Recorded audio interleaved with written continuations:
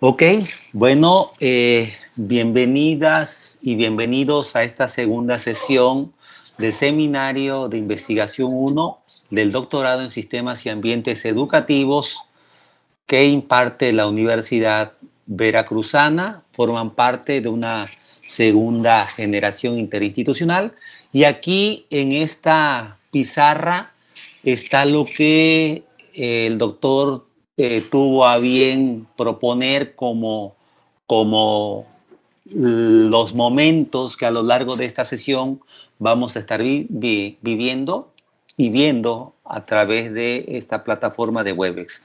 Primero es la bienvenida, a continuación los comentarios que se consideren oportunos a propósito de la primera que tuvimos hace 15 días. A continuación haré una presentación acerca de la fundamentación teórica.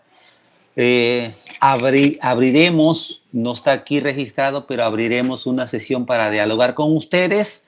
Hecho esto, el doctor Sebastián hará una presentación a propósito de la consulta de fuentes físicas y de bases de datos. Se abrirá una sesión para dialogar con ustedes y después iremos cerrando, realizando alguna valoración a propósito de lo que hemos presentado tanto un servidor como el doctor Sebastián para finalmente despedirnos, ¿no? ¿Es así, doctor Sebastián? ¿Quiere comentarnos algo al respecto de esto? Es así, está muy bien. Ok, gracias. Pues bueno, vuelvo entonces a la pantalla principal y voy a dar inicio a la presentación que he preparado con ustedes esta mañana.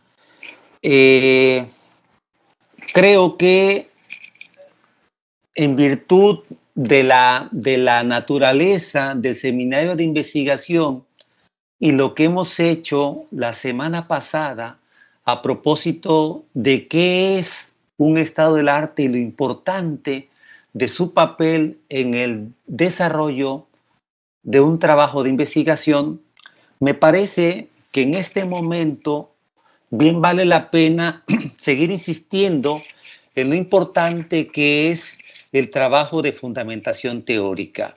Recordemos que primordialmente los saberes teóricos que tienen que ver con este seminario se encaminan precisamente al desarrollo de competencias teóricas para poder fundamentar los objetos de estudio que vienen investigando.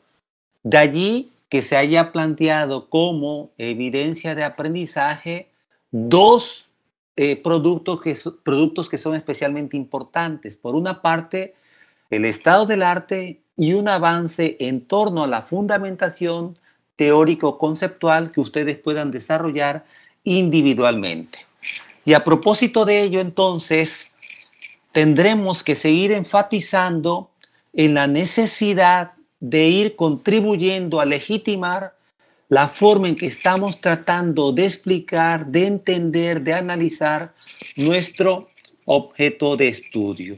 Y en ese sentido, lo teórico juega un papel primordial.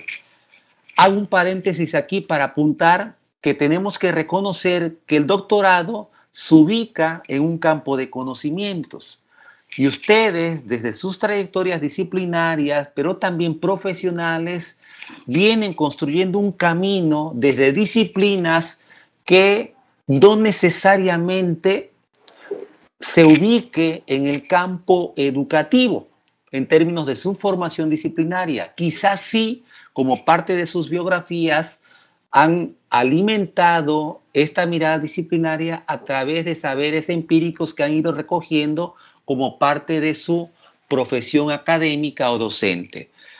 Sin embargo, eso no impide que nosotros reconozcamos la necesidad de seguir apostando por el fortalecimiento de la parte disciplinaria, y aquí lo teórico juega un papel primordial para poder ampliar el horizonte desde el cual estamos nosotros en este momento atreviéndonos a entender un objeto de estudio que es complejo por el campo de conocimientos en el que puede estar ubicándose.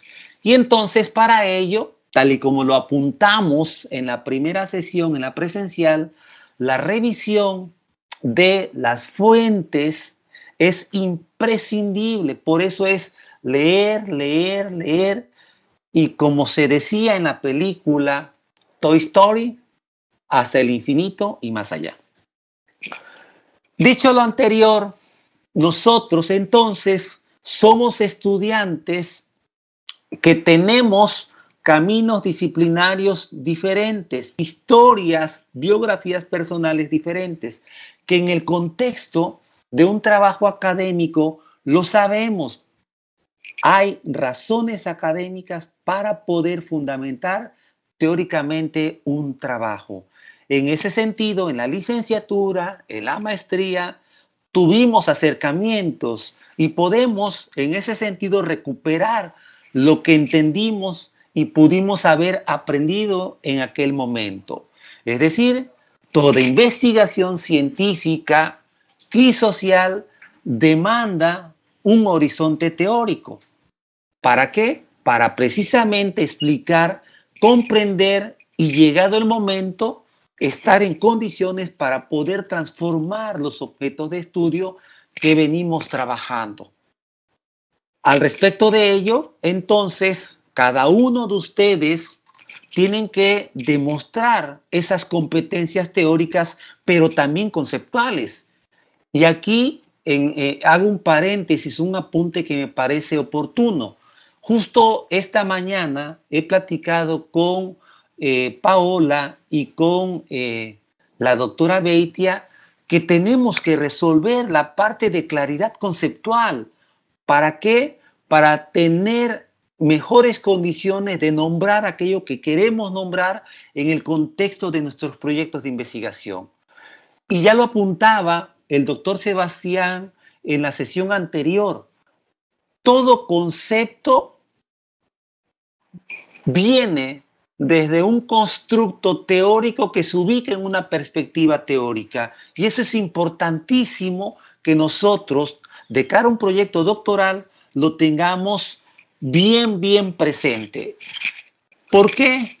Porque finalmente, como estudiante, requerimos precisamente de hacernos de estos dominios y habilidades en el tratamiento de todo lo que hoy, en el contexto de la sociedad, de la información y el conocimiento, las comunidades académicas y científicas nos están proveyendo en términos de un conocimiento construido, alcanzado, pero también de ejercicios reflexivos, particularmente teóricos, que vienen alimentando la discusión de ese campo donde se ubican los objetos de interés que en este momento tienen. De tal suerte entonces que tenemos que aprender a reconocer, dice aquí, postulados, perspectivas, constructos teóricos que nos permitan precisamente de entrada reflexionar, analizar, problematizar e investigar los fenómenos de investigación o problemas que nos están comenzando a ocupar y sin duda alguna a preocupar en algún momento. Esto es importantísimo que lo entendamos como las razones académicas del por qué es importante la fundamentación teórica. Dicho lo anterior, y quiero que pongan atención a esta imagen, nosotros estamos entrando a un terreno de reingeniería, si se quiere. ¿Por qué? Porque seguramente algunos ya están viviendo la complejidad de lo que es acercarse al discurso teórico conceptual del campo o del ámbito educativo. Y en ese sentido también podemos entender la reingeniería apelando a una suerte de expresión que a mí regularmente me gusta emplear. Tenemos que aprender a desaprender para poder reaprender e incluso reinventarnos en torno a cómo nosotros hemos venido construyendo un camino y a partir de este ampliar el horizonte para poder dimensionar el papel que juega la teoría en el contexto de un objeto de estudio que nos va a exigir mucho la fundamentación de ese trabajo. De tal suerte entonces que en el ámbito académico nosotros podemos contar con distintos recursos para poder fundamentar teóricamente un trabajo. Y no solo me refiero a las fuentes físicas o las bases de datos de las que va a hablar más adelante el doctor Sebastián, sino especialmente a las modalidades desde las cuales nosotros podemos estar trabajando una fundamentación teórica. Al respecto de ello, no podemos dejar de señalar que el campo científico le exige a sus comunidades construir objetos de estudio o problemas de investigación que demandan ser explicados. Pero esas explicaciones no se agotan en el terreno de lo empírico, sino que tienen que trascender al terreno de lo teórico y por lo tanto hay distintos caminos para poder realizarlo. Lo que sí es cierto es que tanto a ustedes como a nosotros, este campo del saber científico nos obliga particularmente a desarrollar distintos acercamientos teóricos al objeto de estudio. Y cuanto más si se trata de una tesis, donde deberán de demostrar no solamente lo que en términos disciplinarios son los saberes teóricos heurísticos y axiológicos que han alcanzado a lo largo de 3 años de formación, sino también las competencias investigativas, porque ustedes se están formando para ser investigadores. Y en el corazón o formando parte de la columna vertebral de esto que están desarrollando está lo disciplinario y lo teórico. Entonces, ¿qué es lo que nos queda por hacer? Reconocer que hay distintas modalidades para poder acercarnos a los constructos y a las perspectivas desde las cuales ustedes como investigadores en formación o principiantes tienen que hacerse para poder fundamentar su trabajo de investigación.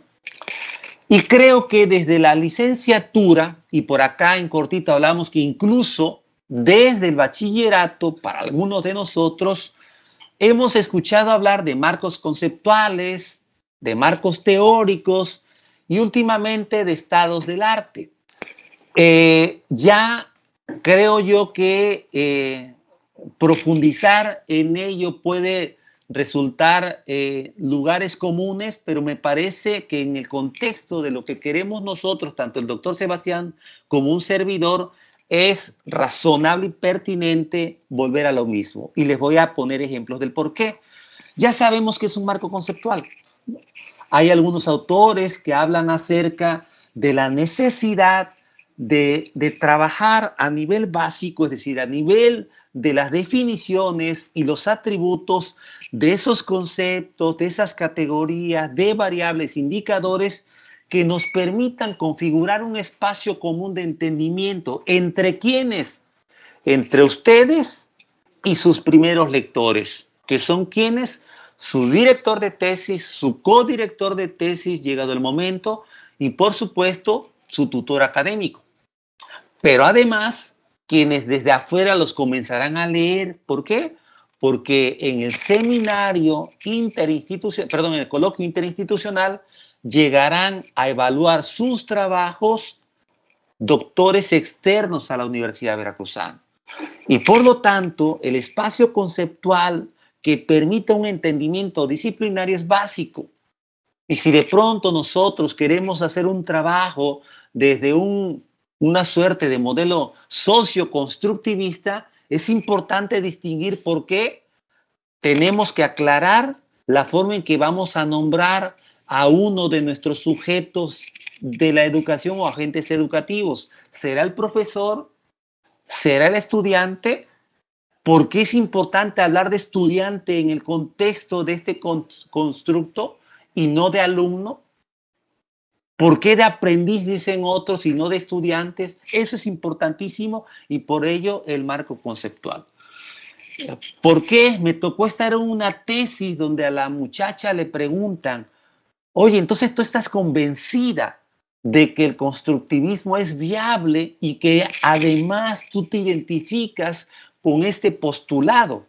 Sí. ¿Y por qué en la tesis siempre hablas de alumno?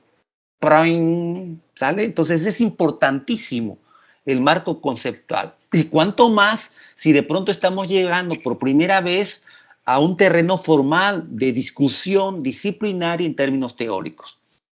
Después, o más bien últimamente hemos escuchado hablar del estado del arte. No abundaría demasiado en esto, ya lo hablamos la semana pasada, el doctor Sebastián tuvo a bien disertar al respecto. Lo que sí es cierto es que, y por ahí surgió una pregunta, tienen que aprender a organizar la información que están comenzando a revisar. Y aquí sí es importante distinguir un poco lo que yo decía al principio. Una cosa son los trabajos propiamente teóricos, ensayísticos, disciplinarios, reflexivos, y otra, aquellos artículos producto de procesos de investigación, donde lo que están mostrando no son ejercicios propiamente teóricos, sino particularmente generosos por el conocimiento que están presentando. Y aquí, al respecto de ello, hay que entender que hay tesis de grado, producto de procesos de investigación, hay informes de investigación, producto de procesos de investigación, hay artículos de investigación, productos de lo mismo, y por lo tanto esos tienen un atributo y una condición diferente que hay que aprender a distinguir para qué es útil y oportuno uno u otro en el contexto de esta revisión para fundamentar teóricamente un trabajo. ¿Para qué? Para mi marco conceptual, para mi marco teórico o para mi estado del arte. Eso es importante que lo vayan aprendiendo a distinguir. Y finalmente, en esta plantilla nos hablan de un marco teórico, es decir, esas perspectivas teórico-disciplinarias que es importantísimo que aprendan a entender, a comprender, porque lo van a tener que desarrollar. Y aquí sí es importante algo. El doctorado es un doctorado que forma investigadores porque su orientación es hacia la investigación. Sabemos que en la etapa previa, tanto en maestrías como en especialidades, hay programas que son profesionalizantes y programas que son orientados a la investigación. Por lo tanto, la forma en que quizás se les hayan pedido a ustedes el desarrollo de sus aparatos críticos haya sido diferente, ¿no? ¿Con qué nos hemos encontrado?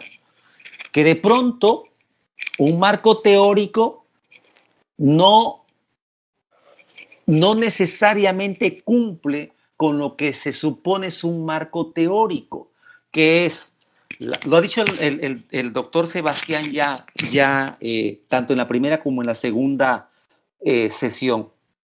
Se trata de hacer una revisión exhaustiva de constructos teóricos, de apuestas teóricas, de perspectivas teóricas que pueden contribuir a la explicación o comprensión del problema de investigación o de su objeto de estudio, pero que no se agota en una revisión descriptiva.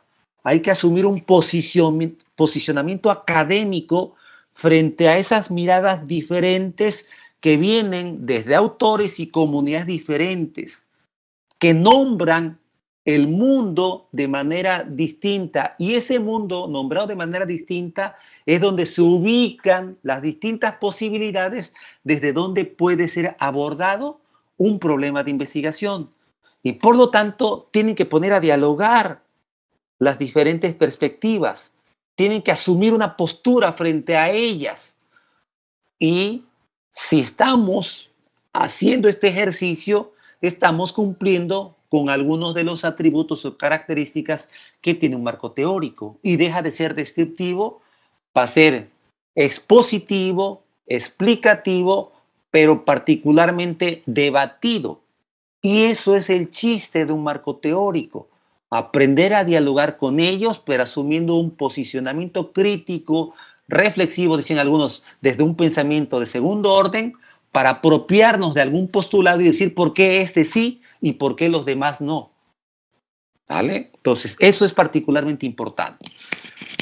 Profundizando un poco en el marco conceptual y que a mí particularmente me importa muchísimo hablar de él, es porque todo trabajo, dicen estos autores de referencia, conllevan siempre la necesidad como investigadores de leer, especialmente literatura disciplinaria ubicada en el campo de conocimientos, perdón, que a veces es un campo que ha tenido que aprender a dialogar con otros campos y por lo tanto la revisión de la literatura termina por ser multidisciplinaria. Y eso es importante que no lo perdamos de vista.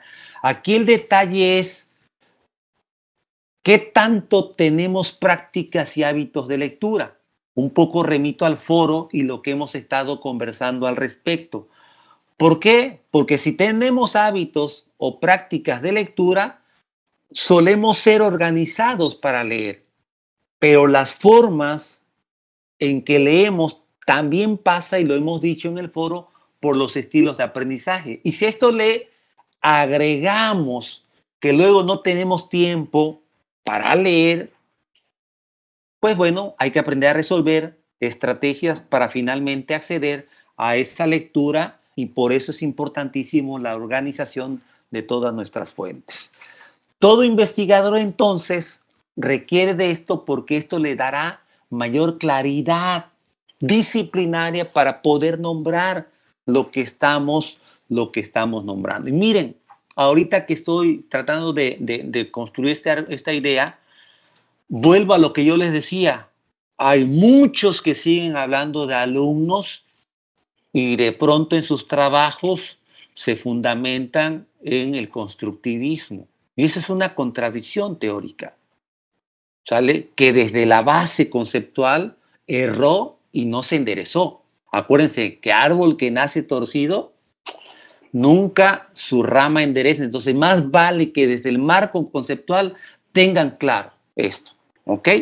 Entonces, continuando, nos dice Zapata que un marco conceptual es un constructo teórico desarrollado por un investigador a partir del reconocimiento de aquellos conceptos susceptibles de ser desarrollados en sus definiciones y la articulación propia de su trabajo de investigación.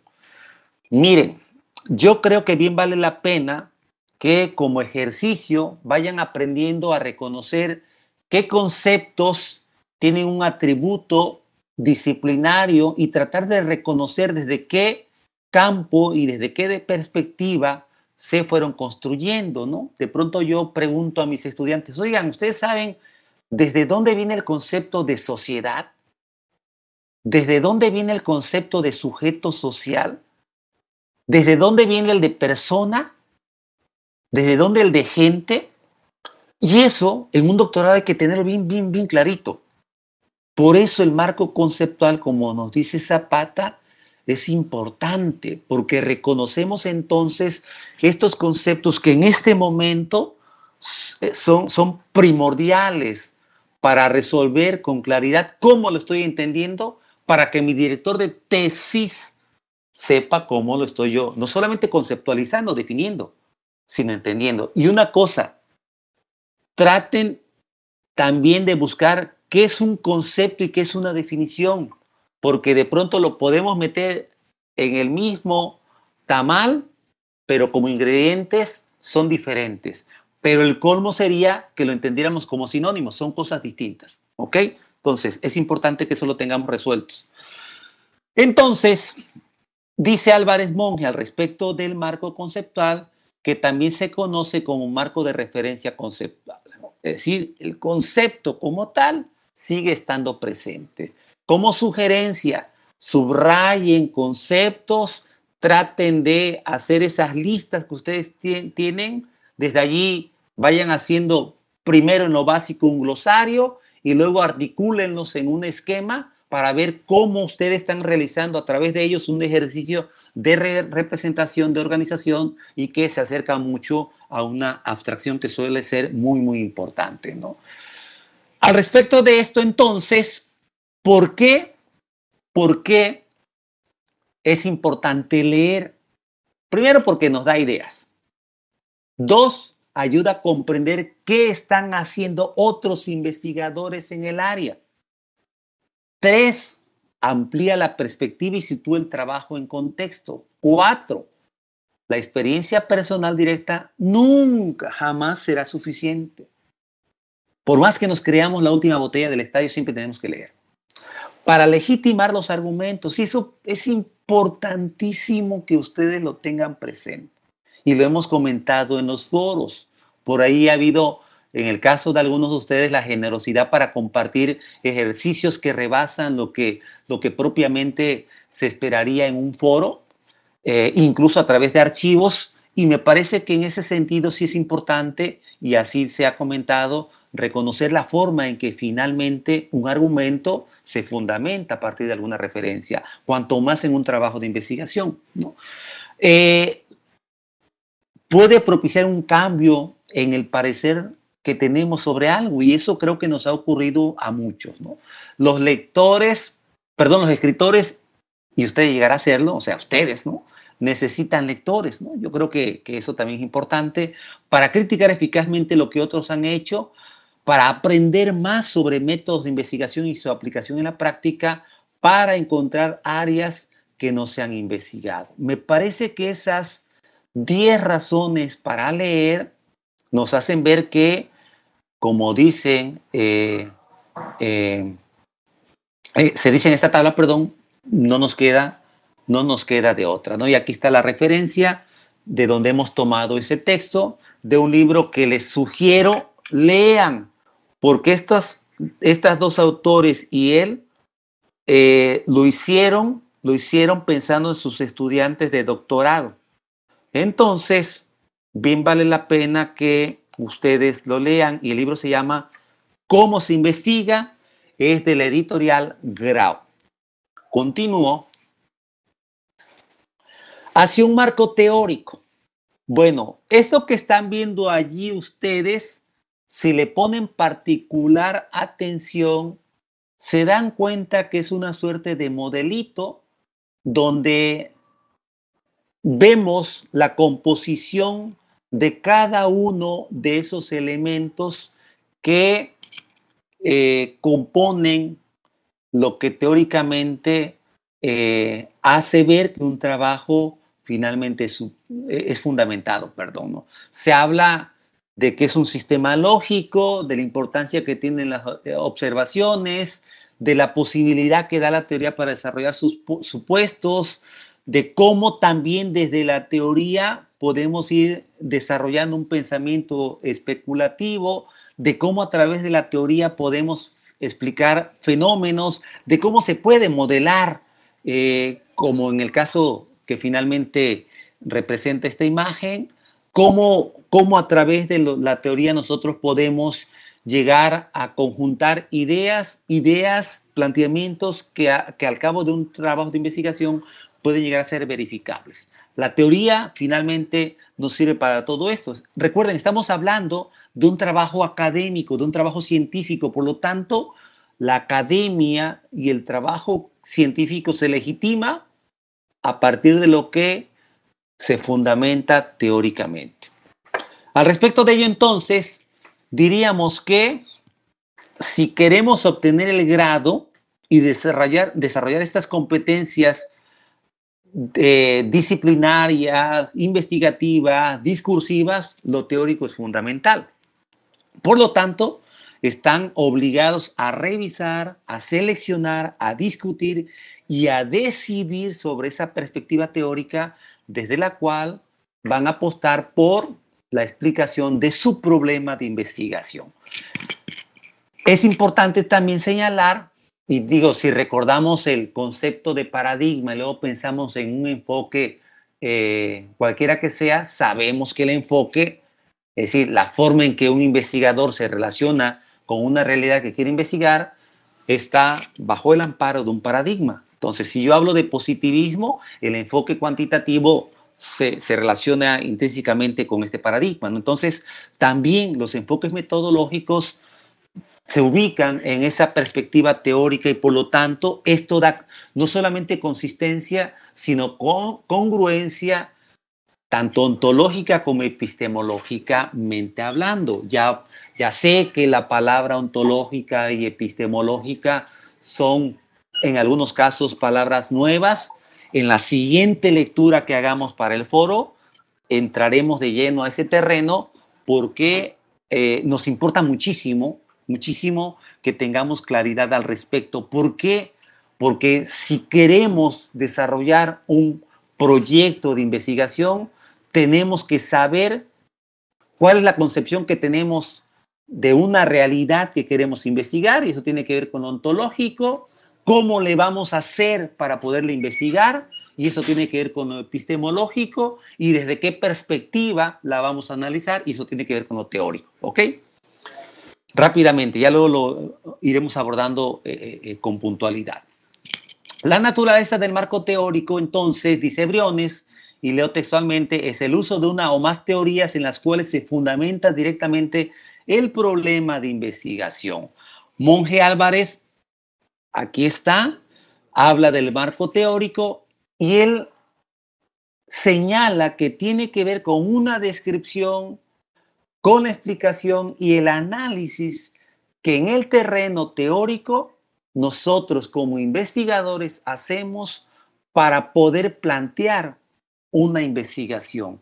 Y al respecto de ello, entonces, sostiene que es importante que nosotros aprendamos a manejar esos principios teóricos y conceptuales, porque desde allí establecemos un primer piso que conforme vayamos avanzando va edificando una configuración teórica desde la cual nosotros cada vez más sentiremos confianza para poder explicar un problema por la forma y profundidad en que teóricamente comenzamos a manejarlo, ¿no? Entonces, desde esos autores que en la literatura nos encontramos, como dice esta imagen, comenzamos a dialogar, hay una suerte de energización por todo el contenido que finalmente vamos adquiriendo, que se convierte en aprendizaje y por supuesto en un conocimiento que finalmente nosotros a la larga y después de un trabajo de investigación ya no reproducimos, sino generamos. Bueno, en el estado del arte, ya el doctor, como le he apuntado antes, Figueroa, habló mucho al respecto. A mí me tocó hacer también algunos apuntes sobre ello en el tutorial que les facilité. Y me parece que lo único que destacaríamos en este momento es lo que se señala en la segunda viñeta, cuando se dice nuevamente que es una modalidad de investigación documental. Y eso a veces queda de lado, ¿no? O sea, pasa como desapercibido, como que lo obviamos, pero cada vez más se está exigiendo a un investigador que por lo menos se atreva a voltear qué es lo que sus colegas ya han investigado y construido como conocimiento para ya no volver sobre lo mismo, sino contribuir precisamente desde nuestro proyecto a que el conocimiento disciplinario siga avanzando, pero además, con justeza, reconocer y darle el crédito a aquel que antes que nosotros tuvo la intuición, el interés, la imaginación investigativa para apostar por un objeto de estudio que descubrió una beta y que nosotros estamos alimentándonos de ello, ¿no? Entonces, eso es importante que no lo perdamos de vista en el caso de precisamente el estado del arte, ¿no? ¿Para qué sirve? Y aquí que puede ser cualquiera de nosotros y específicamente de ustedes, en esta imagen se pregunta, ¿no? ¿Qué vacíos existen qué logros se han conseguido, desde qué dimensiones se han abordado los problemas, qué aspectos faltarían por abordar y aquí puedo entrar yo, qué tanto se ha investigado sobre lo que a mí me interesa y quiénes lo han investigado, ¿no?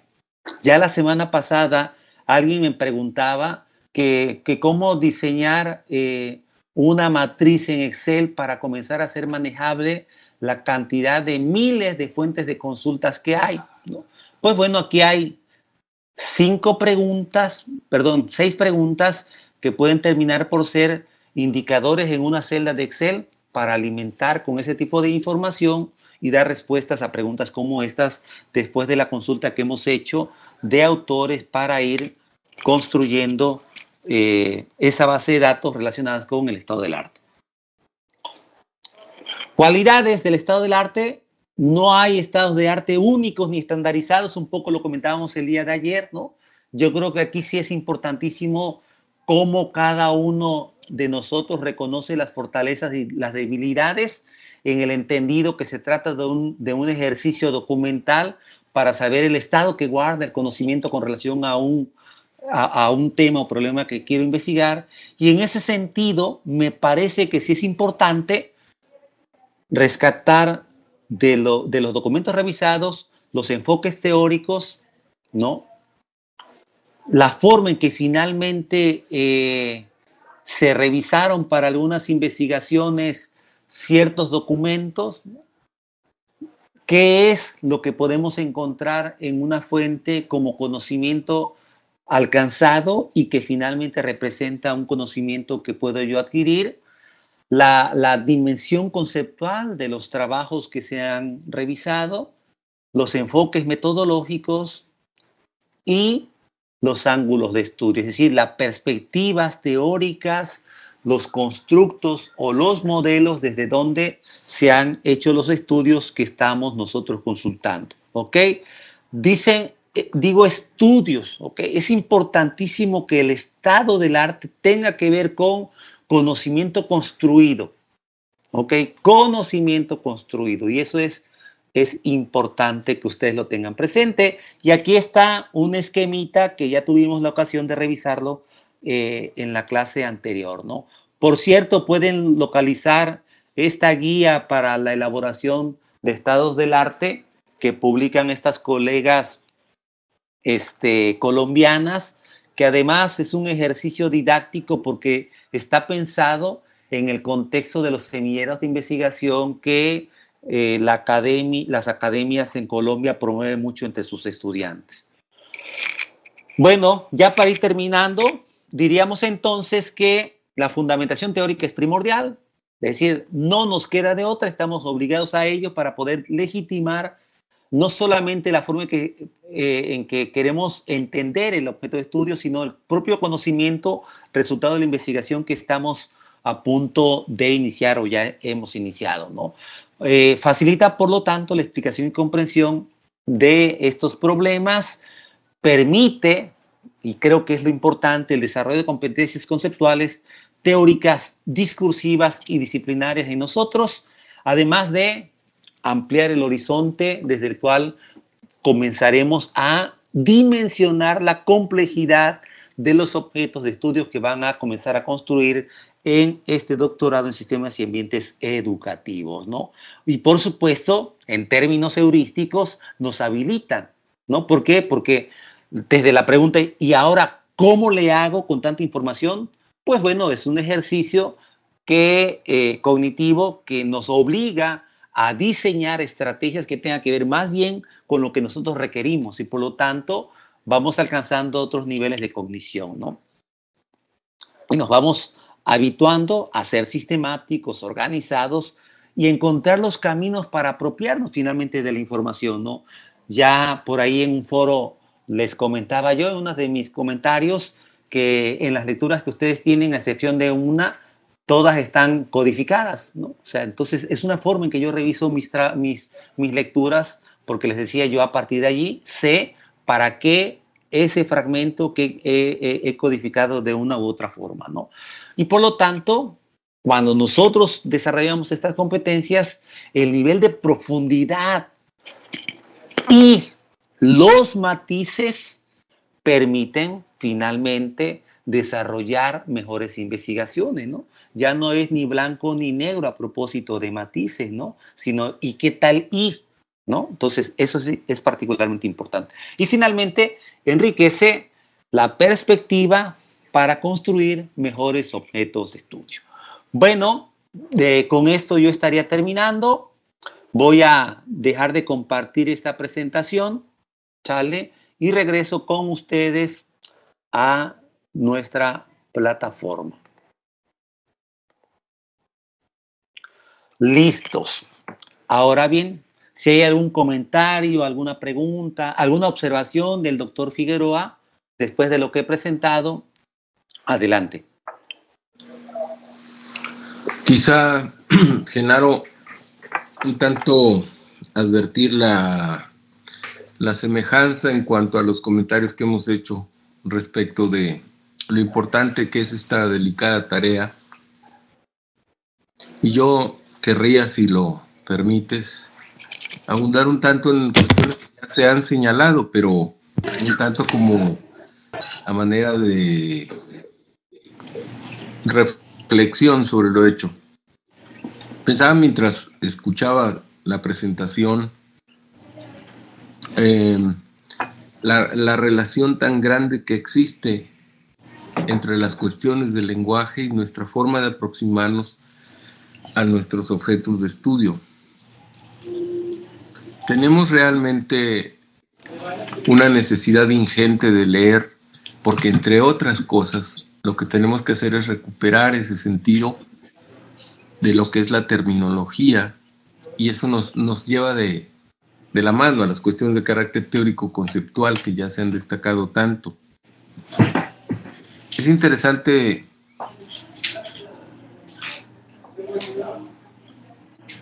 observar cómo en ciertos pasos profesionales el lenguaje técnico ocupa un lugar tan importante. Si, por ejemplo, estuviera en medio de la charla de dos neurólogos, muy seguramente perderíamos en algún momento la posibilidad de entender a qué se están refiriendo, puesto que su lenguaje técnico, subrayaría, es de difícil acceso. En el campo de la educación, en cambio, hemos concedido cada vez más el ingreso de terminología que ni siquiera nos es propia. Y esto tiene que ver con muchas cuestiones, qué sé yo, el concurso de las diferentes disciplinas que le rodean, pero además también con el hecho de que, a diferencia de, por ejemplo, las ciencias duras, pues en la educación tenemos injerencia e interés todos. Cuando hemos comentado a propósito de la necesidad de un marco teórico conceptual que haga explícito el paradigma desde el cual estamos observando un objeto de estudio, estamos realmente recuperando la propiedad, el valor y debería decir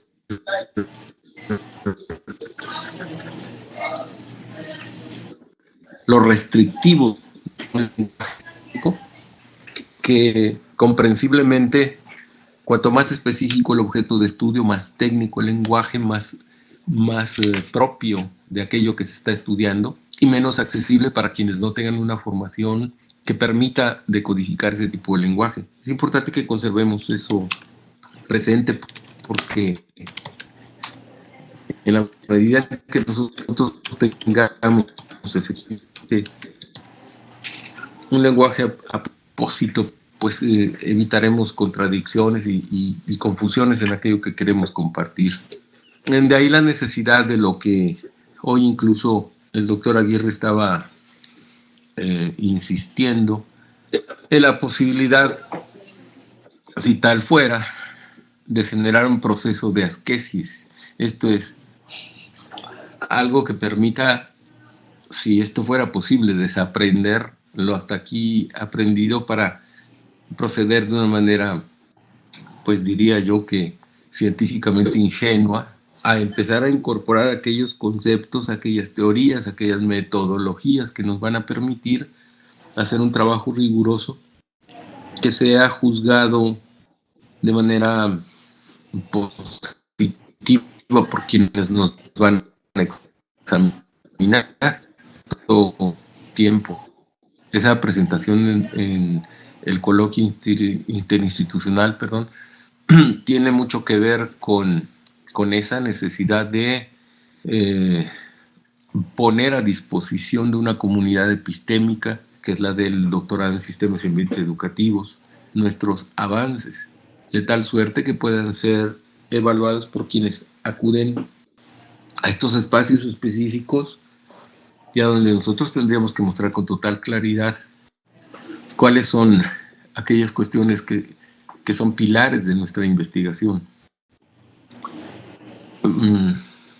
Yo considero que necesitamos, por lo tanto, contar con una cuestión que nos permita funcionar definitivamente como verdaderos autores de lo que estamos presentando, y sobre todo como una autoridad en la materia. Es cierto que en los primeros escarceos no podríamos sustentar tal calidad, pero la intención es que en el momento de hacer la presentación Sí. Perdón, doctor. ¿A qué nos... Perdón, doctor Sebastián. Sí. Perdón, Sí. Doctor Sebastián, en la última parte Sí. Se perdió un poquito el audio. Si nos pudiera volver a repetir lo que comentabas antes de pasar a ¿nos compartes? Sí, me refería a que, puesto que cada cual es autor de su trabajo, debería poder mostrar de manera fehaciente cuánto sabe del asunto, de la materia. Esto no necesariamente será cierto en los primeros escarceos, decía yo, por el hecho de que estamos iniciando nuestro trabajo, nos estamos familiarizando con herramientas, incluso con términos, con paradigmas que se relacionan con nuestro objeto de estudio. Pero la intención final es que aquel que egrese como doctor de este programa sea realmente una autoridad en la materia. Y a esa aspiración debemos ir en todos los casos. Bueno, pues vamos a hacer aquí una presentación. Gracias, doctor Sebastián. Yo le preguntaría a los estudiantes si hay algún comentario, alguna observación que quieran hacer. Adelante, antes de darle la palabra al doctor Sebastián y continuar con esta sesión expositiva, perdón. A ver, permítanme. Es Paola, ok, díganos. Paola. Buenos días. ¿Me escuchan, compañeros? Buenos días. ¿Sí me escuchan? Sí. Gracias, doctor. Sí, referente a la parte del marco teórico. Gracias. Sí, mi duda va referente a la parte del marco teórico. Había una cita de Briones que decía que se pueden emplear una o más teorías por las cuales se fundamenta directamente el problema de investigación. Entonces, mi pregunta, ¿cuántos ya serían un exceso para fundamentar justamente nuestro marco teórico? Gracias, doctor.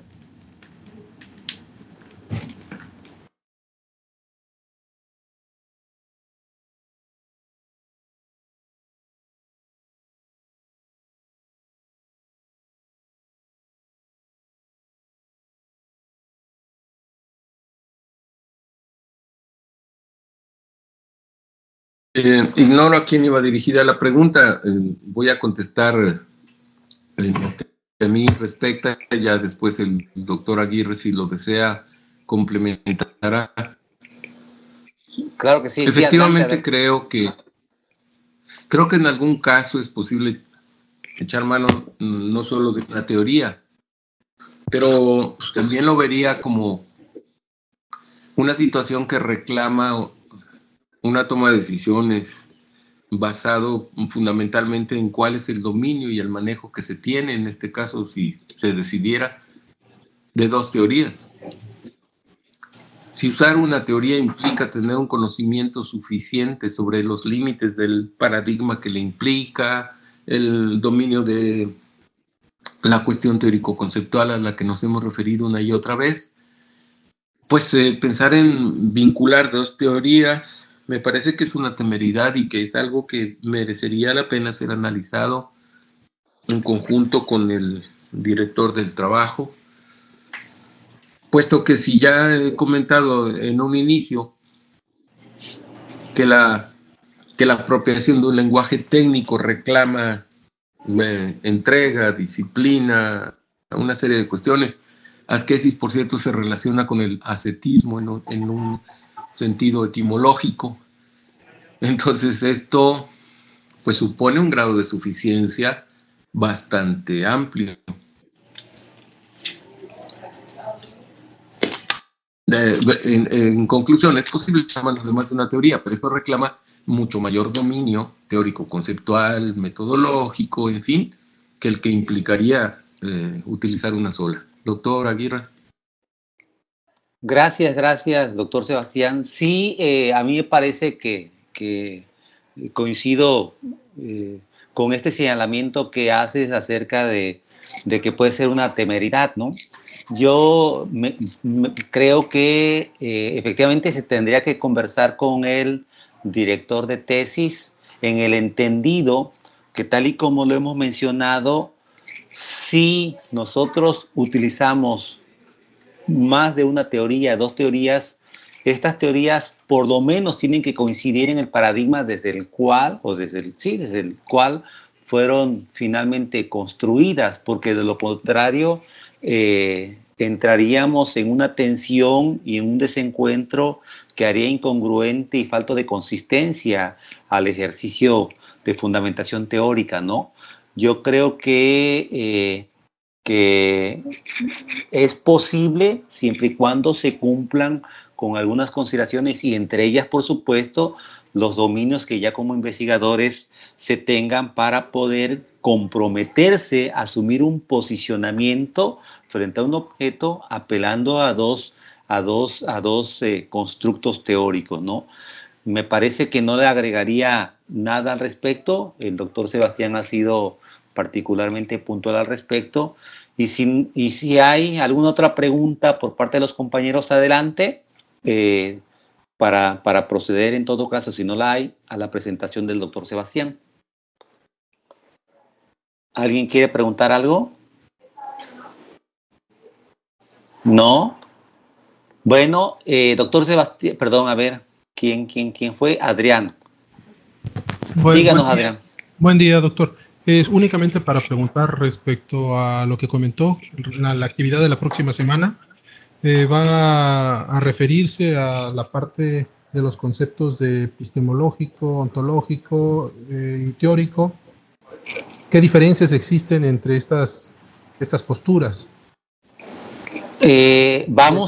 Ajá.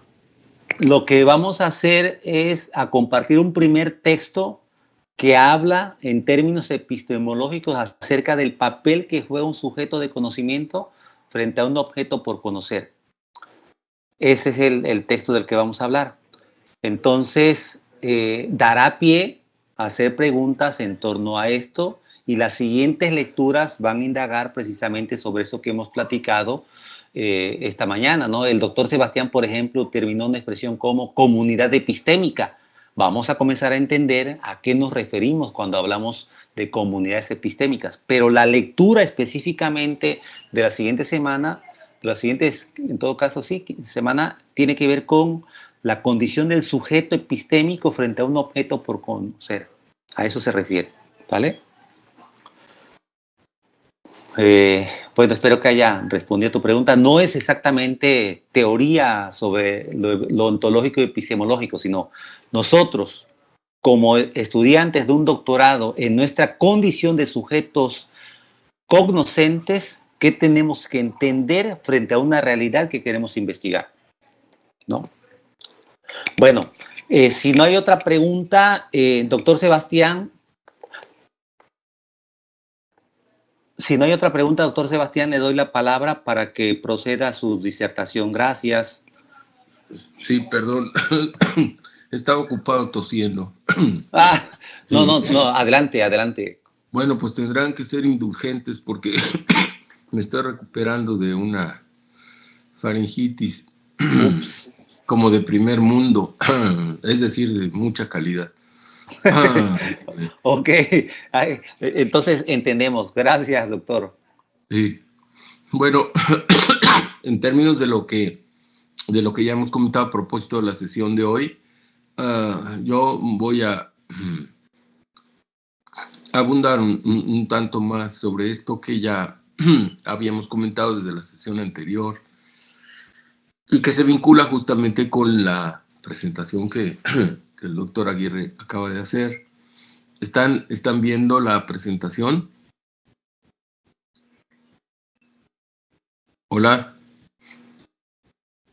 Sí se ve. Correcto.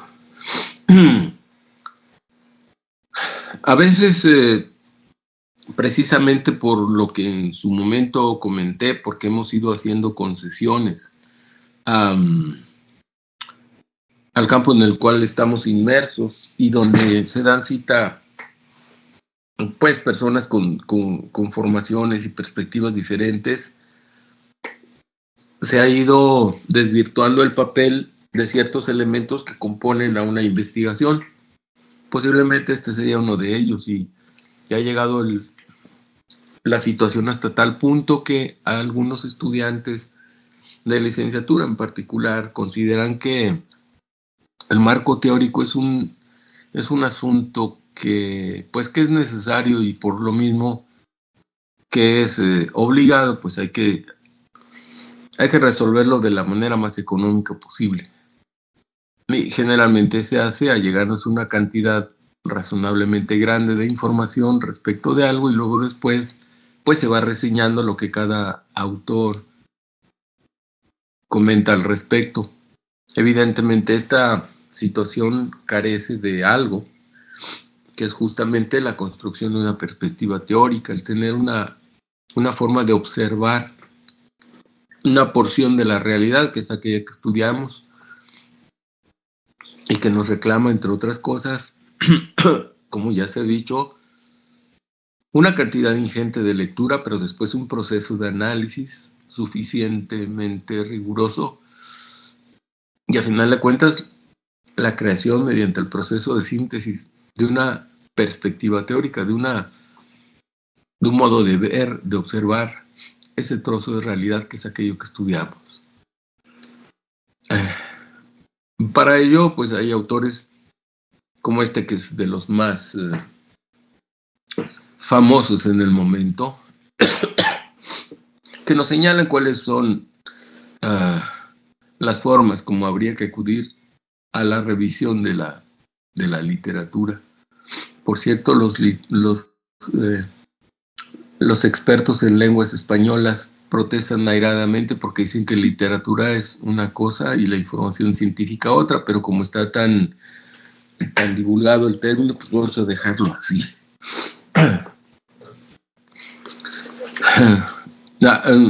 Estos autores subdividen la revisión de la literatura en los aspectos que aquí se observan, las fuentes y las herramientas. Las fuentes ya lo habíamos comentado en la sesión anterior, pueden ser hasta de 3 tipos y evidentemente conforme descienden en la escala, pues son menos deseables y menos aceptables. Típicamente se dice que hay que consultar al autor en su obra. A veces esto simplemente no es posible y entonces acude a fuentes secundarias. Yo creo que las terciarias son fuentes que se abordan en caso ya de extrema necesidad. Por lo tanto, la recomendación es que nos movamos en la medida posible entre las fuentes primarias y secundarias. Hay, por cierto, diferencia que aquí muestro, Dicen que los diccionarios y las enciclopedias son instrumentos a los que habría que acudir solo en caso extremo y que no deben ser citados en un trabajo científico.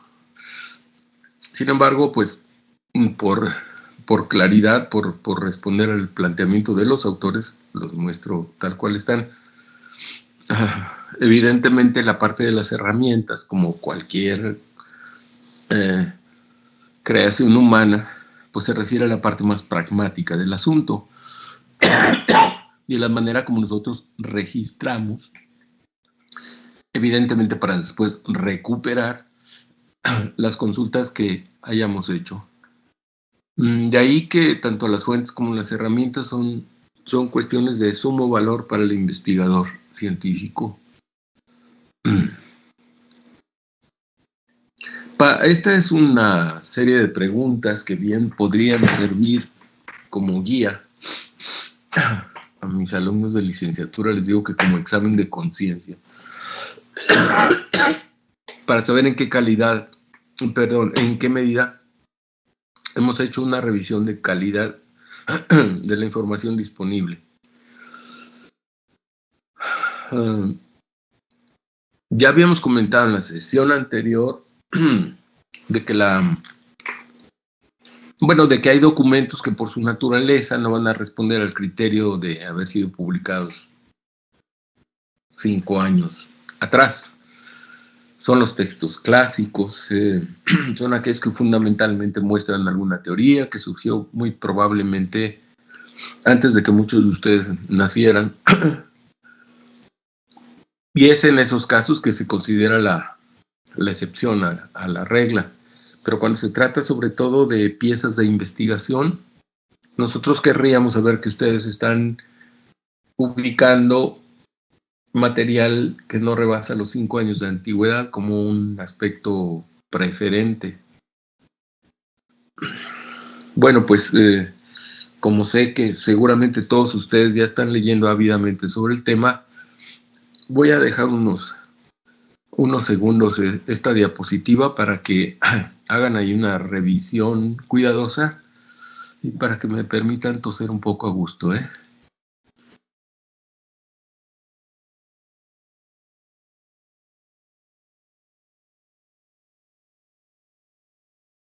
Con confianza, doctor. Aquí déjenos esta tarea. En eso estaba. Gracias. Bueno.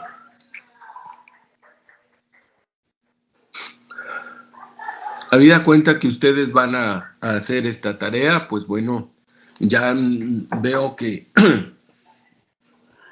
ustedes encontrarán muchas coincidencias entre las aportaciones del doctor Aguirre y mis comentarios al calce en cuanto a, en este caso, la necesidad de desarrollar un estado del arte que efectivamente lo sea. Hablaba de que en la antigua Grecia el arte era la actividad que se consideraba más sublime y más acabada, y por eso el estado del arte lo que tendría que mostrar es justamente eso.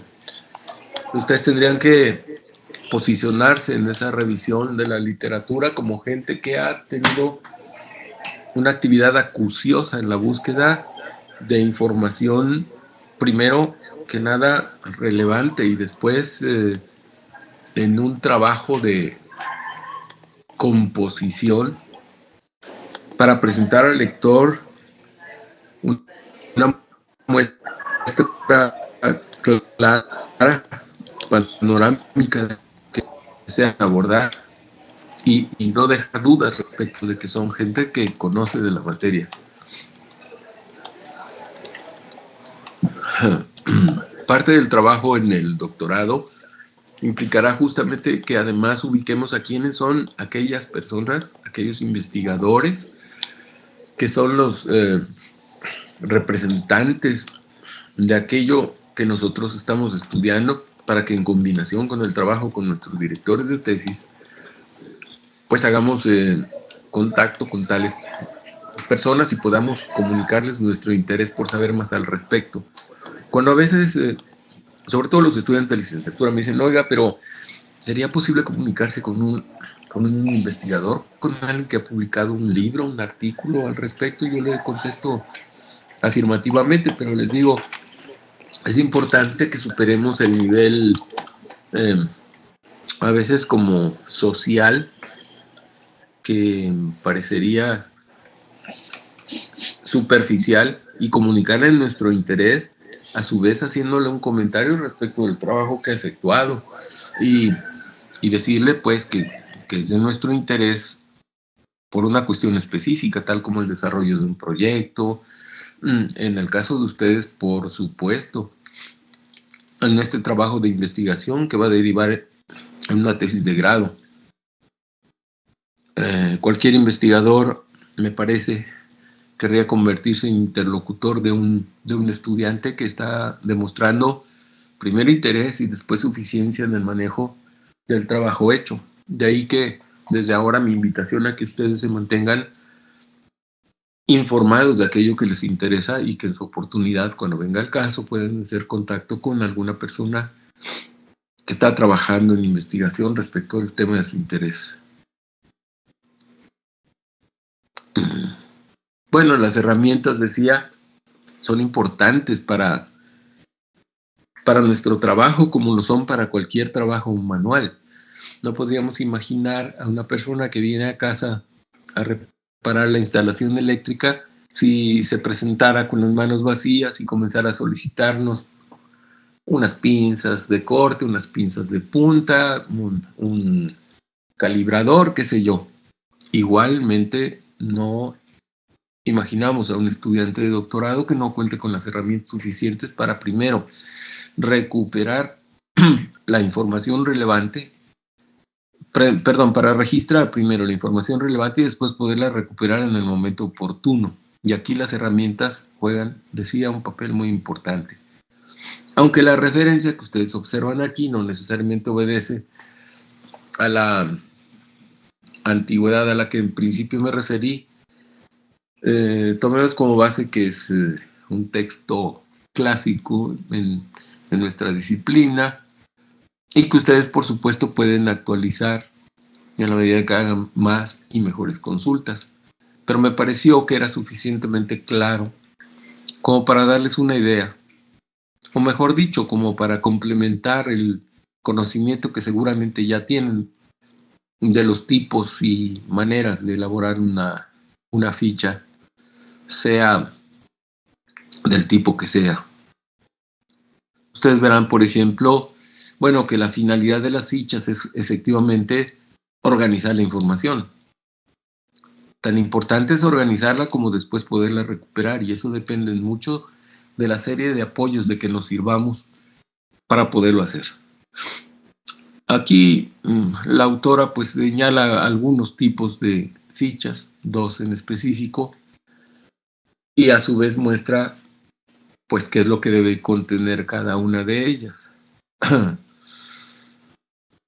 En ocasiones ustedes, por el tipo de trabajo que realicen, puede que incluso deban hacer fichas de trabajo de carácter personal, que son típicamente las entrevistas que se pueden hacer.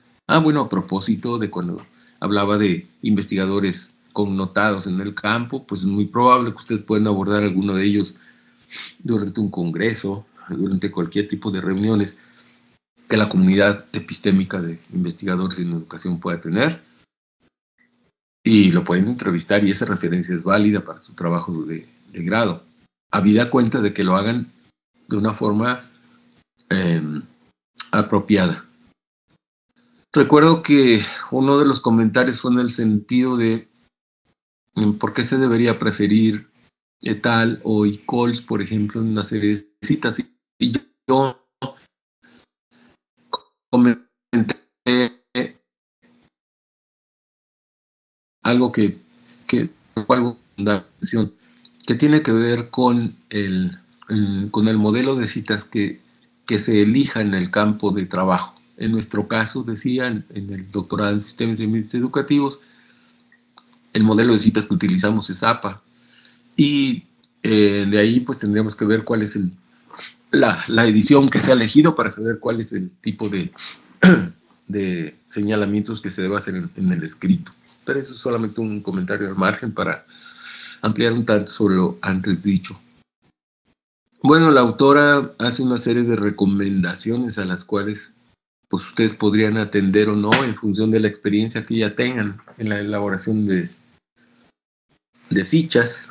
Pero si hablábamos de aquel proceso de asquesis al que un investigador debería someterse antes de iniciar un trabajo riguroso, pues no haría daño pretender que no sabemos mucho y leerlo de manera un tanto ingenua y ver qué podemos aprovechar de lo que aquí se señala.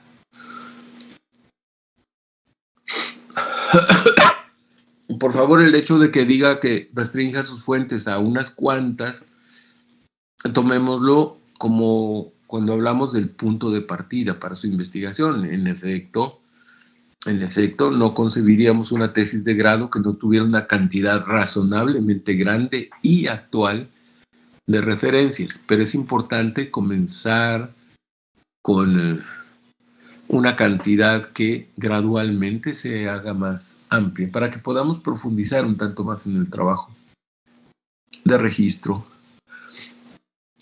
Aquí otros autores pues están señalando cuál sería la forma ideal para registrar información. Vean cómo este tipo de recomendaciones se complementa con lo señalado antes por Brambilla. De suerte que no hace daño leer a una cantidad suficiente de autores y tomar lo que mejor convenga en este caso para el trabajo de registro de las piezas de investigación.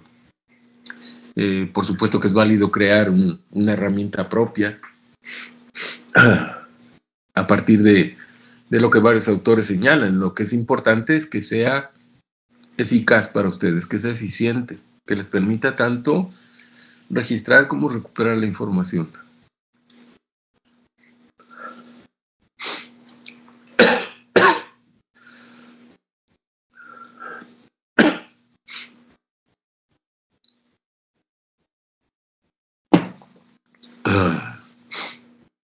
Perdón. No se preocupe, doctor.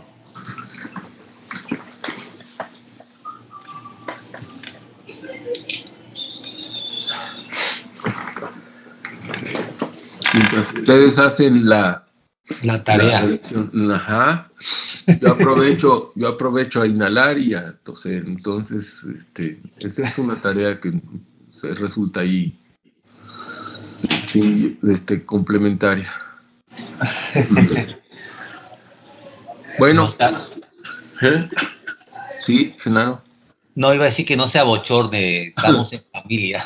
Eso, seguro, sí. Gracias por la indulgencia. Entonces, aquí miren, por ejemplo, aquí hay un comentario a propósito de cuál fue el modelo de citas a partir del cual se establece el registro de esta obra, que por cierto, esta sí es de literatura.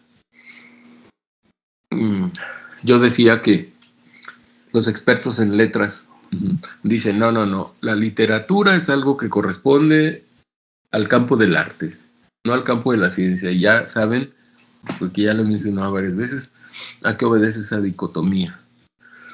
Pero bueno, llamémosle literatura siempre que entendamos que se trata de cuestiones relativas a investigación, para que no vayamos a citar a Shakespeare en lugar de citar a algún autor que tenga que ver con el campo de la educación. Bueno, este es digamos, llamémoslo así, el ejemplo de una ficha de trabajo que por supuesto, como dije, cada cual puede adecuar en función de lo que quiera hacer. Y además este ejemplo es interesante porque nos muestra 3 tipos de tratamiento que podemos hacer de la información. Una es una cita textual, La que sigue es textual, pero es una cita larga.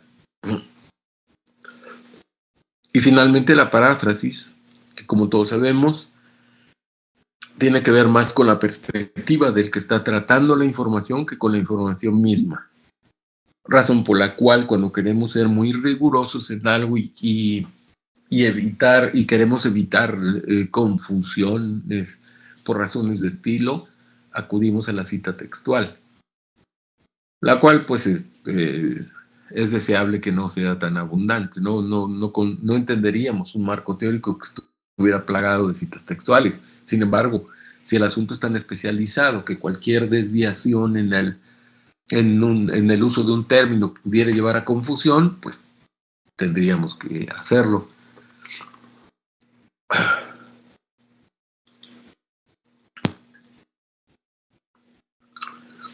Bueno, esto sobre todo como para que ustedes cuenten con alguna herramienta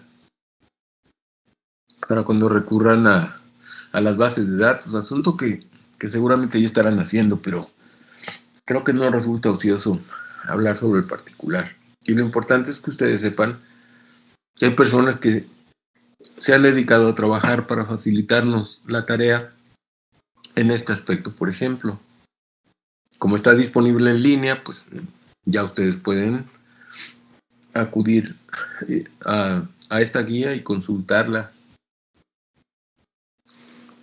a placer. A veces los estudiantes ven como ocioso el formarse para justamente registrar información y en su ansiedad por consultar lo más pronto posible las piezas de investigación, menosprecian este aspecto instrumental. Yo creo que habría que tener mucho cuidado y considerar que justamente, así como el ejemplo que ponía de aquel electricista descuidado que llega a hacer un trabajo profesional sin la herramienta del caso, pues igual alguien que se está formando para la investigación no debería desdeñar el valor que tienen las herramientas. Y en este caso, pues todo lo que se refiere a cómo podemos registrar la información relativa a nuestro asunto de investigación. Como quiera, pues aquí hay algunas cuestiones que seguramente van a servir como para destacar cuál es la importancia de esta guía. Puesto que yo no recibo ninguna regalía por mostrar la obra, entonces pueden creer que se les estoy recomendando porque me parece recomendable. Se agradece la consideración, doctor.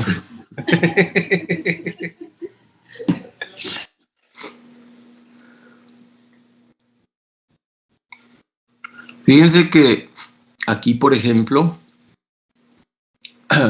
el asunto es cómo hemos contribuido a desvirtuar las posibilidades que nos da la tecnología de la información, y esto que decía yo de haber concedido tanto en el campo de la educación para permitir que la terminología, digamos, o más bien los términos de uso común hayan invadido nuestro espacio y nos hayan no hayan permitido que perdiéramos consistencia conceptual y teórica. Para algunos estudiantes, hablo de los estudiantes de licenciatura sobre todo, que son los más contaminados por esto, cuando hay necesidad de hacer alguna búsqueda, de inmediato se refieren a Wikipedia porque consideran que ahí está la verdad escrita. Esta es una de las cuestiones sobre las que vale la pena reflexionar, no porque yo piense que ustedes tengan como un recurso fundamental, sino porque, como decía, habría que ver en qué medida nosotros estamos concediendo que prácticamente cualquier término, cualquier explicación, cualquier definición satisface las necesidades de lo que se refiere al conocimiento científico. Es importante entonces recuperar el valor de las fuentes autorizadas, y aunque por supuesto podemos nosotros echar mano de los recursos de la red, habría que ver cuáles son aquellos que deberíamos utilizar y aquellos que desde luego deberíamos hacer a un lado.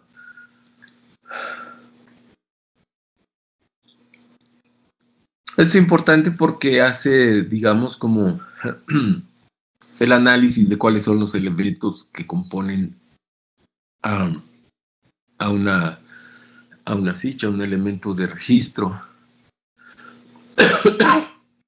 Y merece la pena que lo analicen en detalle. Razón por la cual les voy a conceder unos segundos y otros más a mi aparato respiratorio. Muy bien.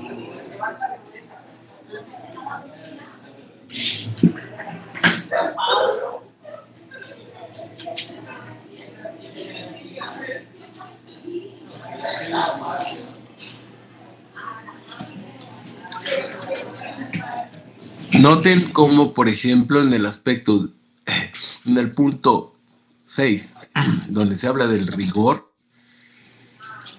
el autor enfatiza el empleo de la redacción y lenguaje técnico adecuados, así como datos justificados en fuentes, que tiene que ver a su vez con lo que hemos estado comentando a propósito de cuál es la terminología aceptable en una comunidad epistémica tal como la nuestra.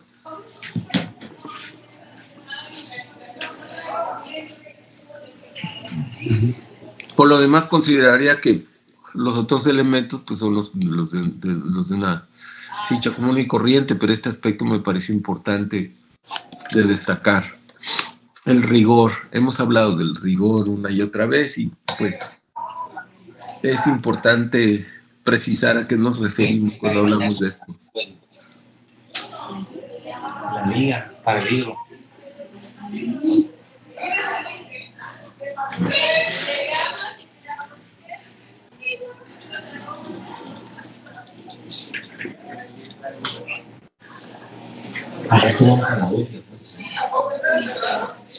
Muy seguramente ustedes ya están aprovechando los recursos que les ofrece la biblioteca virtual de la Universidad Veracruzana. Ustedes pueden acceder a sus contenidos mediante el uso de su número de matrícula, pero quizá yo ya esté haciéndoles un comentario fuera de sitio porque muy seguramente ya estarán consultándolo. Sin embargo, no es por demás insistir en que nuestra biblioteca virtual tiene una cantidad de recursos muy importantes.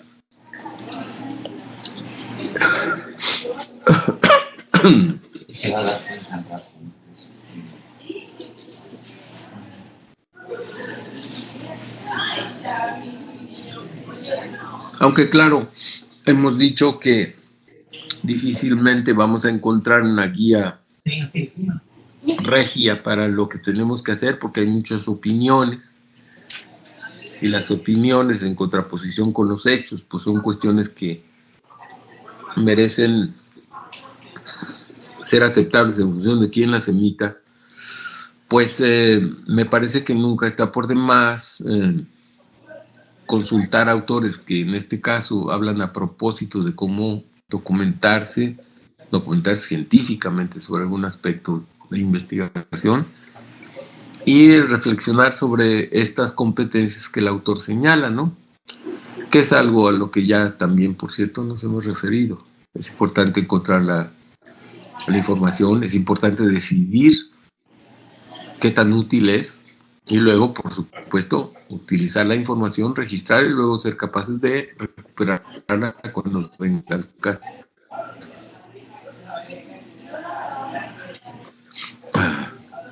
Generalmente, en los casos en los que alguien se inicia en los terrenos de la investigación, en el pregrado, pues considera que una vez que encontró algo que merece la pena señalar y lo utiliza y lo señala, pues ya está la tarea terminada y a veces descubre con horror que cuando ya más avanzado está en su trabajo, esa cita además contendría información necesaria, pero entonces ya no la puede encontrar.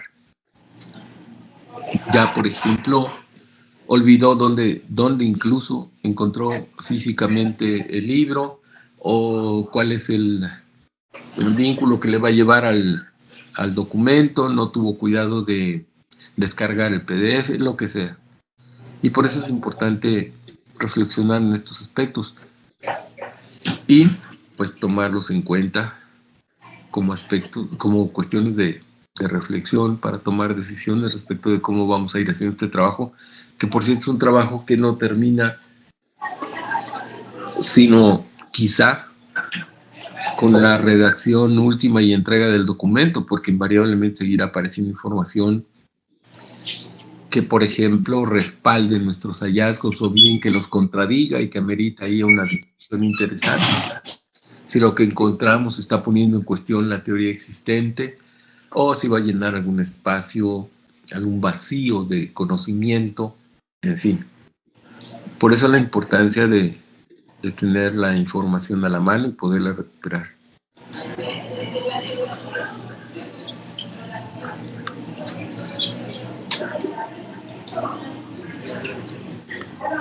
Ya ven ustedes que se habla de literatura gris como de aquella que no está en una forma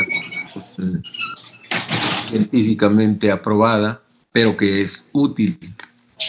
Y este podría ser el caso de una tesis doctoral que no esté publicada. Generalmente estos trabajos devienen artículos de investigación y demás, pero en su forma natural, pues son documentos de consulta que también son valiosos, por supuesto, pero que hay que saber analizar. Este es el caso específico de una tesis doctoral que en ese momento, en el momento que fue consultada, no había sido publicada y que está en línea.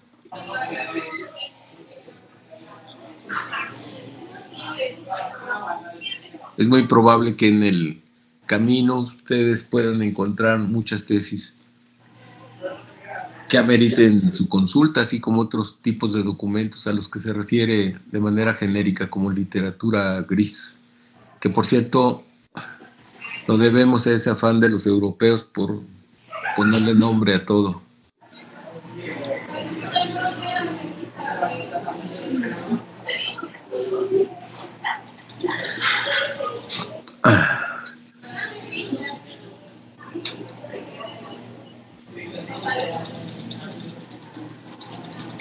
Este es un ejemplo, una forma de búsqueda.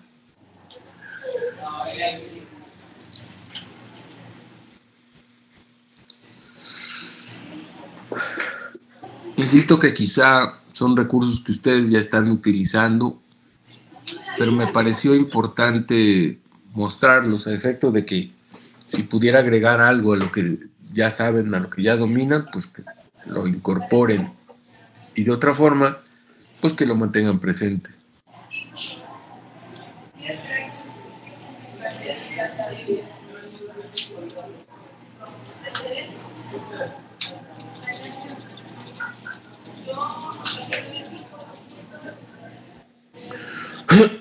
Muy seguramente el trabajo conjunto con sus directores de tesis les va a permitir perfeccionar estas competencias, pero es importante que en su tarea en solitario pues aprovechen las posibilidades que hoy nos brindan las tecnologías de la información y el conocimiento. Dice Cook, un investigador inglés, que dos cuestiones han cambiado el mundo hoy, y una es el avance en la telemática y la presencia continua de la evaluación. Creo que viene al caso mencionar el primero como un factor importante en el cambio en las maneras como trabajamos el día de hoy en el espacio de la educación. Un menú para los que quieran probar. Y bueno, yo les diría que consultaran este video que está disponible en línea, de suerte que pues se beneficien de su contenido. Podrían tomarlo como una tarea a realizar. No es algo de lo que yo quiera que me den cuenta, simplemente es una sugerencia. Me parece que en la medida que se familiaricen con las herramientas disponibles, harán mejor uso de ellas. Yo considero que estas son cuestiones importantes de comentar esta mañana para que pues entremos en materia y podamos en lo sucesivo pues hablar de la experiencia con el uso de estas herramientas y su contribución a nuestro trabajo de búsqueda y de recuperación de información. Bueno, pues esto por si quieren ampliar la información que les he comentado. Esta es una antología que yo he generado para los estudiantes de licenciatura en la experiencia educativa de métodos de investigación, que no pretendo que va a servir para un estudiante de doctorado, pero que pues valdría la pena examinar superficialmente si quieren y decidir como cuando coleccionamos barajistas, si está allá, está no, pues adelante. Y muy seguramente, pues ya con la contribución que el doctor Aguirre ha hecho de las referencias que él les muestra, pues el asunto estará completo. Doctor Aguirre, adelante.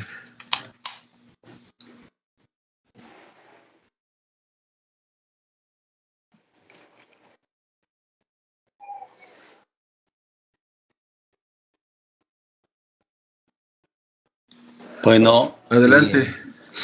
Gracias, doctor Figueroa. Y le preguntaríamos aquí a los muchachos que si hay algún comentario que hacer, lo hagamos. Estamos prácticamente al cierre de la sesión del día de hoy y por lo tanto bien vale la pena, si es necesario recuperar algunos aspectos planteados por el doctor Figueroa. Adelante. ¿Preguntas? Levanten la mano. ¿Alguna pregunta? Por cierto, ahí en la última plantilla, el doctor Figueroa nos muestra los datos de un documento que elaboró él, precisamente relacionado con el desarrollo de un marco teórico. Vale la pena que le echaran una revisada. Bien, vale la pena. ¿Alguna pregunta? ¿Alguna duda? A ver, Gustavo. Adelante. ¿Qué tal? Gracias, buen día. Muchas gracias, doctor Figueroa, por la información puntual. También, doctor Genaro, por la ampliación de la importancia de la lectura. Queda claro, en mi caso, y creo que igual de los compañeros, que hay que leer. Comentamos al interior de nuestro grupo que tenemos mucho que leer, que hemos leído, que sin duda la lectura será de desayuno, comida y cena durante este periodo de 3 años, y pues hay que darse también tiempo para la reflexión y sobre todo para la escritura, ¿no? Que eso es parte crucial también. Una pregunta que no tiene relación directa con esto, sino más que nada con el entregable próximo, que es el ensayo. Me estoy saliendo un poco de tema, pero bueno, me interesa, como la temática es tan global, las aportaciones de la tecnología, de lo virtual, lo digital a la educación, híjole, está como muy global. Mi pregunta específica es si se puede constreñir la temática central del ensayo a una temática puntual, como puede ser brecha digital, ciudadanía digital, modelos educativos, no sé, algo muy puntual. Bueno, sí se puede, siempre que haya un ejercicio de contextualización. Recuerde que el primer módulo ha insistido mucho en la importancia de reconocer el contexto en donde se ubica un objeto de estudio. Entonces, a propósito de lo conceptual, hay una serie de términos, de tecnicismos que se están empleando para poder no solamente nombrar, sino también contribuir a la descripción y problematización del contexto. Entonces, mientras se ubique ese contexto y ahí se sitúe específicamente lo que se aborda, adelante, no hay ningún problema.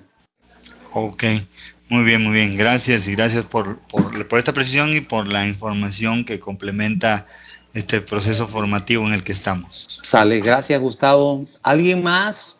¿Alguien quiere comentar al respecto? A ver quién fue. Mirna. Adelante, Mirna. Marina, perdón. Sí. Marina, doctor, gracias. Mi pregunta es referente al uso de la información. Nos comentaba que como mínimo 5 años, ¿no? Pero yo tengo la duda que es respecto a la construcción del estado del arte, o sea, los estudios que se han venido haciendo referentes al objeto de estudio que estamos analizando, pero en cuanto a la teoría o a la teorización podemos ocupar años anteriores, por ejemplo. Bueno, doctor Figueroa, si quiere comentar un poco al respecto. Ya durante la presentación yo hablaba de textos clásicos como de aquellos que rebasan esa temporalidad. Por ejemplo, en nuestra disciplina, si alguien optara por hacer algún trabajo sobre el enfoque psicoanalítico e invocara la obra de Freud, pues difícilmente podría encontrar una referencia suya de 5 años a la fecha, porque hace muchos años que ya no es posible que él escriba nada, puesto que ya no está entre nosotros. Pero ese es el caso de un texto clásico que, sobre todo, como usted lo señala, se refiere a aspectos teóricos y, digamos, en este caso que comento, pues que es de vital necesidad. Habría que considerar ese criterio. Yo voy a utilizar un texto que rebasa los 5 años. ¿Por qué? Bueno, porque plantea la teoría de origen y mi interés es ir analizando la evolución de la propia teoría, o porque tiene ahí postulados que son fundamentales para mi trabajo, pues por supuesto que los voy a incluir. Yo decía que sobre todo esa temporalidad se refiere a las piezas de investigación, porque en ellas se entiende, está como lo último y lo más acabado en materia de conocimiento respecto a aquello que es asunto de interés por un investigador. Difícilmente va a encontrar en un texto que tenga 10 o 15 años de antigüedad lo último respecto de cómo se concibe ese objeto de conocimiento. Eso estará seguramente en los trabajos de investigación, que a su vez estarán publicados en bases de datos, en revistas, en fin.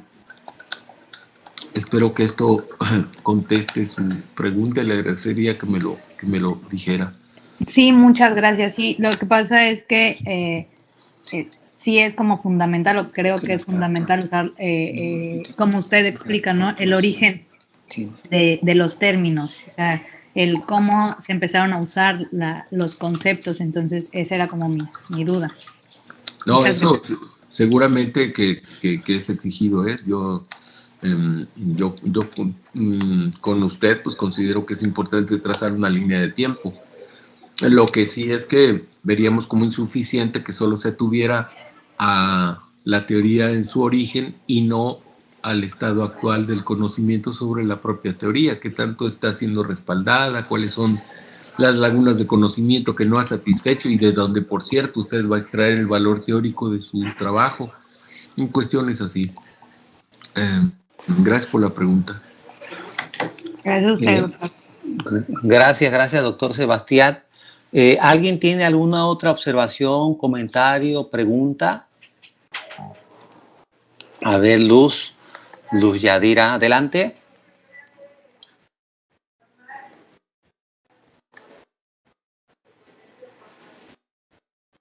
Adelante. Casi no la escuchamos.